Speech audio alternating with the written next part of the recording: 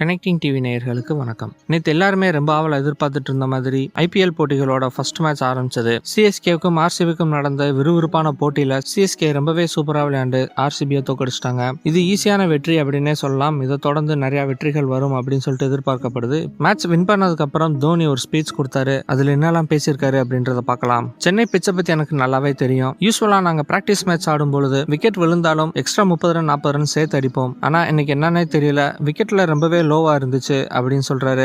அது மட்டும் இல்லாம இது எனக்கு சாம்பியன்ஸ் லீக் 2011 ரிமைண்ட் பண்ணுது. ஏன்னா அந்த டயத்துல பிட்ச் ரொம்பவே லோவாவும் டர்னிங்காவும் இருந்துச்சு. ரன் எடுக்கிறது ரொம்பவே கஷ்டமான விஷயமா இருந்துச்சு அப்படின்னு சொல்றாரு. ஏன்னா என்னதான் பிட்ச்ல டியூ டர்ன் ஸ்பின்லாம் இருந்தாலும் 100க்குள்ள எடுக்கிற ரன் ரொம்பவே லோவானது. நம்ம கிட்ட ஜென்யூனான ஸ்பின்னர்ஸ் இருந்தாங்க அப்படின்னு சொன்னா பேட்மேன்ஸை நம்ம கதற விடலாம் அப்படின்னு சொல்றாரு. அதுக்கப்புறம் ஹர்பஜன் சிங்கை பத்தி ஒரு கேள்வி கேட்டிருந்தாங்க. அப்ப அவர் என்ன சொல்றாரு அப்படின்னா, எனக்கும் என் பிளேயர்ஸ்க்கு நடுவில் கம்யூனிகேஷன் ரொம்பவே சூப்பரா இருக்கும். நான் என்ன நினைக்கிறேனோ அதை அவங்க செய்வாங்க. அதே மாதிரி தான் ஹர்பஜன் சிங்கும். அவர் கண்டிப்பா நல்லா விளையாடுவாரு அப்படின்றது எனக்கு நல்லாவே தெரியும். அது மட்டும் இல்லாம சென்னை ஸ்பின் பவுலர்ஸ்க்கு ரொம்பவே சாதகமானது அப்படின்னு சொல்றாரு. அவருன்னு மட்டும் இல்ல, எங்க டீம்ல இருக்கிற பேட்ஸ்மேன் எல்லாம் பாத்தீங்கன்னா அட்டாக்கிங் ஷாட்ஸ் எல்லாம் ரொம்பவே சூப்பரா பிராக்டிஸ் பண்ணிருக்காங்க. அது மேட்ச்லயும் காமிக்கிறது ரொம்பவே சூப்பரா இருந்துச்சு அப்படின்னு சொல்றாரு. இதுல கண்ட்ரோல் பண்ண முடியாத விஷயம் அப்படின்னா டாஸ் தான். எதிர்பாராத விதமா நாங்க ஃபர்ஸ்ட் பேட்டிங் எடுக்க வேண்டியது இருக்கும். எதிர் டீம்லயும் நல்ல ஸ்பின்னர்ஸ் இருப்பாங்க.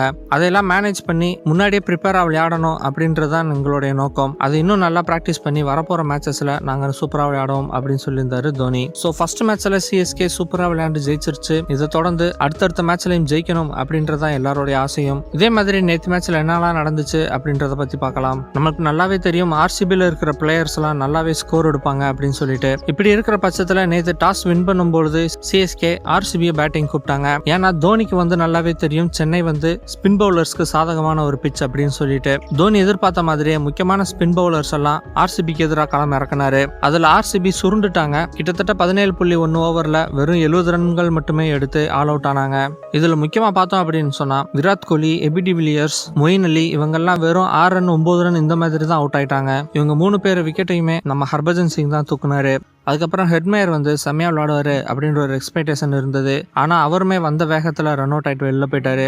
அவரை தொடர்ந்து கிராண்ட்ஹோம், டூபி, சாகல், யாதவ் இவங்கெல்லாம் நிலைச்சு நிக்க முடியாம டக்குன்னு அவுட் ஆயிட்டாங்க. இதுல ரொம்பவே முக்கியமா பார்க்கப்படுறது என்ன அப்படின்னு சொன்னா பார்த்திவ் பட்டேல் ஆரம்பத்துல இருந்து விளையாடிட்டு இருந்தாரு. எல்லாருமே அவுட் ஆனாலும் ஒரு பக்கம் அவர் ஸ்டாண்ட் பைல நின்று ஓரளவுக்கு அடிச்சிட்டு இருந்தாரு. இருந்தாலும் அவர் ரொம்பவே போராடியும் முடியல. கடைசியில நம்ம சாம்பியனான பிராவோட பவுலிங்ல பார்த்திவ் பட்டேலும் அவுட் ஆயிட்டாரு. எல்லாம் முடிஞ்சு ஆர்சிபி 70 ரன்கள்ல சுருண்டுருச்சு. இதுல ரொம்பவே ஃபேவரட்டான மொமெண்ட் அப்படின்னா என்னன்னா ஆர்சிபியோட சைனி விளையாடிட்டு இருந்தாரு. நம்ம தாகர் பவுலிங் போட்டாரு. அப்ப எல்லாருமே எதிர்பார்த்த மாதிரி ஷேன் வாட்சன் கேட்ச் பிடிச்சிட்டாரு. ஆனா அம்பையர் நாட் அவுட் கொடுத்துட்டாரு. 10 செகண்ட்குள்ள கேப்டன் ரிவ்யூ கேட்கலாம். ஆனா நம்ம தல தோனி வெயிட் பண்ணிட்டே இருந்தாரு. கடைசி 1 செகண்ட்ல அவர் ரிவ்யூ கேட்டாரு. ரிவ்யூ கேட்டதுபடியே அந்த விக்கெட் கன்ஃபார்ம் ஆயிருச்சு. நம்ம தோனியோட ப்ரெடிக்ஷன் எப்பவுமே தப்பாது அப்படின்றது இதுல இருந்தே நம்ம புரிஞ்சுக்கலாம். டார்கெட் கம்மி அப்படின்றதுனால ஆர்சிபியோட ஸ்கோரை சீக்கிரமாவே முறியடிச்சிடலாம் அப்படின்னு சொல்லிட்டு சிஎஸ்கே இறங்கினாங்க. ஆனா சென்னை பிட்ச் பவுலர்ஸ்க்கு தான் சாதகமா அமையும் அப்படின்றதுனால ஆரம்பத்துல வந்தவங்க எல்லாம் சொப்ப ரன்கள்ல அவுட் ஆனாங்க.